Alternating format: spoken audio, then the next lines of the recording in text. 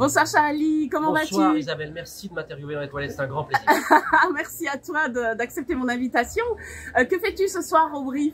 Je passais par là et j'ai reçu une invitation en bonne et due forme de Michel Hazanavicius pour venir monter des marches bruxelloises pour présenter ce film qui s'appelle Coupé, qui est un film de zombies absolument génial.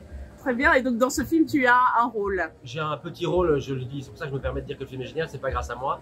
Je dis toujours que si c'était Les Bronzés, moi je serais Monsieur Presco. Vraiment, je passe par là, mais le film est complètement fou. C'est un film de zombies totalement décalé. C'est la maestria d'un réalisateur de films d'auteur qui est Michel, au service de la connerie, et ça fait plaisir. Et donc comment as-tu obtenu ce rôle? As-tu fait un casting? Non, c'est ma mère qui paye toujours, qui donne beaucoup d'argent au réalisateur pour que je puisse jouer dans des films. D'accord. Et comment s'est passée ton expérience avec Monsieur Hazanavicius? C'est une catastrophe, hein. C'est un Français prétentieux. Et donc je suis venu lui apporter de la décontraction et il a aimé ça et donc on s'est entendu finalement. Et donc au niveau du casting, on retrouve notamment Romain Duris, Finnegan Oldfield. Comment s'est passée la collaboration? Gadebois, oui.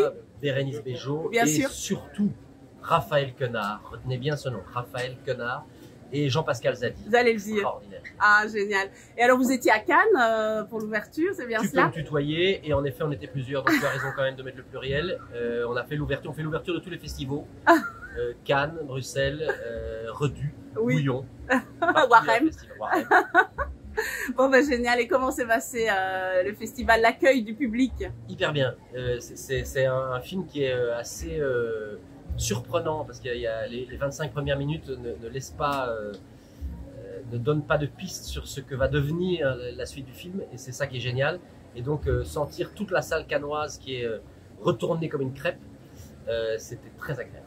Et qu'est-ce que ça te fait de présenter le film aujourd'hui dans ta ville, ici à Bruxelles? Ça me fait de la joie. Moi, je suis toujours... Papa m'a apporté mon drapeau, donc je suis très content moi, qu'un film français soit honoré par ma ville d'accueil. Et une autre série est honorée par ton apparition, ton rôle à la télévision dans cette série dont j'ai oublié le titre là tout de suite. Tu veux me parler de La Faute à Rousseau? Exactement. Oui, c'est vrai, j'ai fait ça et j'en suis très heureux. Ça a fait un très joli succès. C'est l'histoire d'un prof de philo s'est inspiré librement du Cercle des Poètes Disparus. Et je me suis beaucoup amusé à tourner 14 épisodes de cette aventure-là. Et donc tu joues un peu le rôle de Robin Williams, quoi. En quelque sorte, très modestement. Charlie, quels sont tes projets pour la suite? Là, je vais aller dormir, d'abord boire une bière et puis dormir. Très bien, et au niveau théâtre, as-tu des envies, Oui, on est en train de répéter un Canard à l'orange qui se jouera en octobre au Théâtre Le Public.